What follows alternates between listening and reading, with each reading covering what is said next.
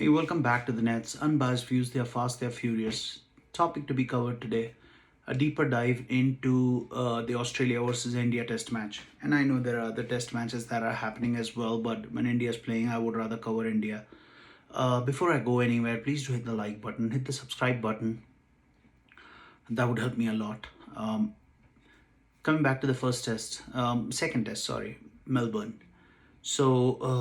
This test was more for the mental ability of the Indians versus the skills that they possessed. We always knew that we had the skills to compete on any surface, but after the bashing that we had received, and plus the fact that we did not have the inspirational Virat Kohli India just lost the captain. Considering that, it was more like a game versus skill versus mental abilities for India. And losing the toss did not help. Well, it did help, but it was a good toss to lose. Let's put it that way. Australia unchanged decides to bat, and Bumrah, brilliant first spell, managed to get Joe Burns out, and then the captaincy. Brilliant bit of captaincy by Rahane, bringing in Ashwin in the 11th over, and Ashwin rewarded him instantly. Managed to get Wade out.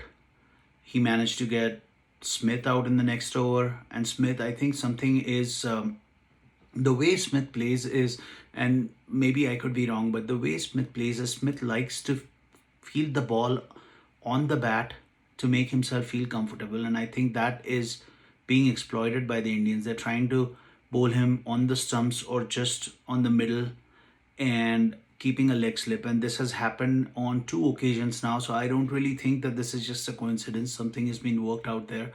But Smith does not have a century this year, which is surprising for a batsman of his quality. But we also saw Virat Kohli not get a century this time around. Nonetheless, Smith gone for duck. That just opened the doors. And at one point of time, Australia were 33 for 3.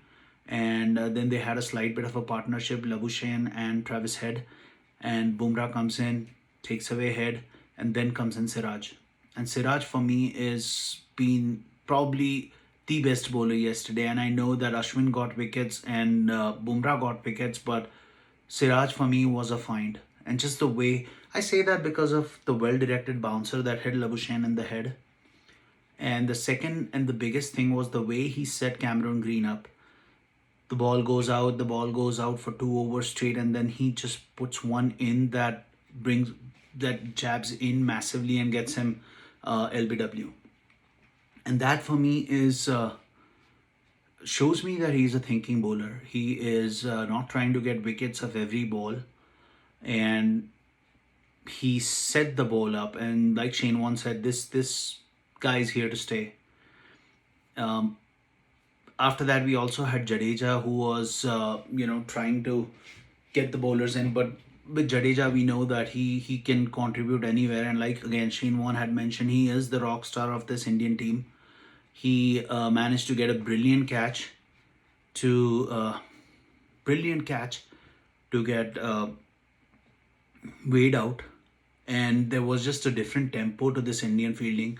They were catching everything. They were running hard after the ball. They were trying to stop those runs from going through. And even Melbourne is a big ground, so you always know there will be those twos and threes. But you actually could see that they had upped the tempo with fielding a little bit. Rahane's captaincy was exceptional. He is a bowler's captain, so you could actually see him setting fields, 5 or 6 fielders around the bowlers around the batsman at all times, trying to grab wickets.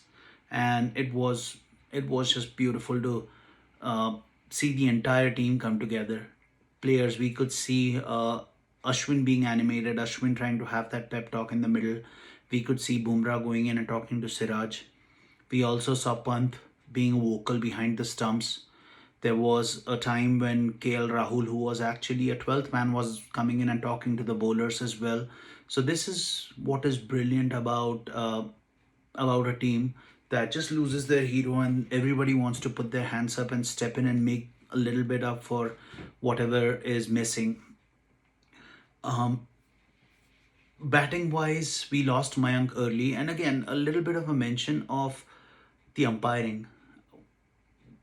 we cannot really pinpoint and say that the umpiring has been bad.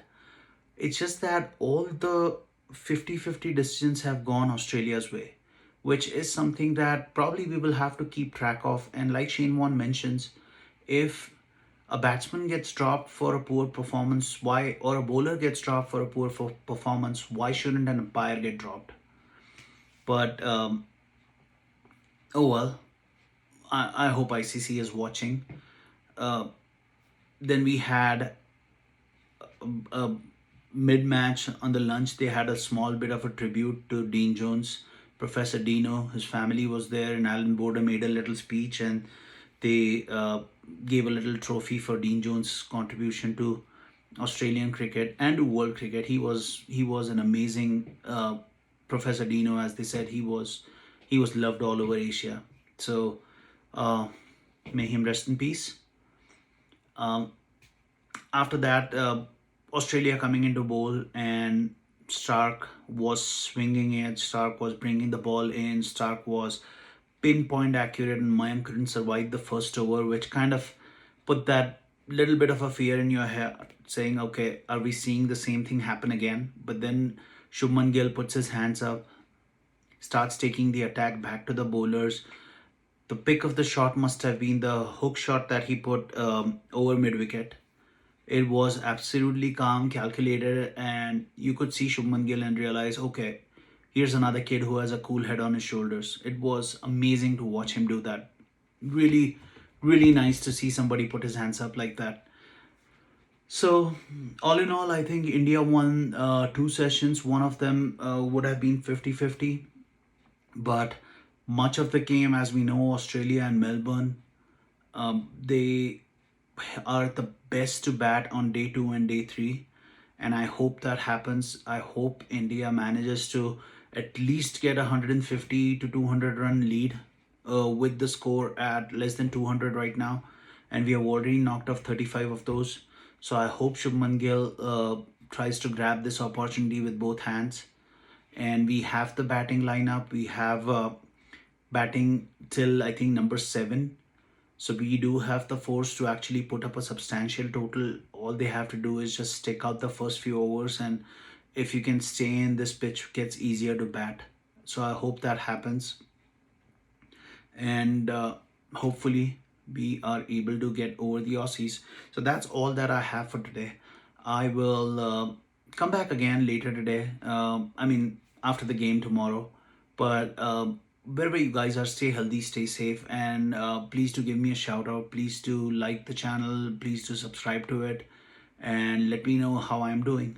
Thank you, and I will talk to you guys shortly. Thanks.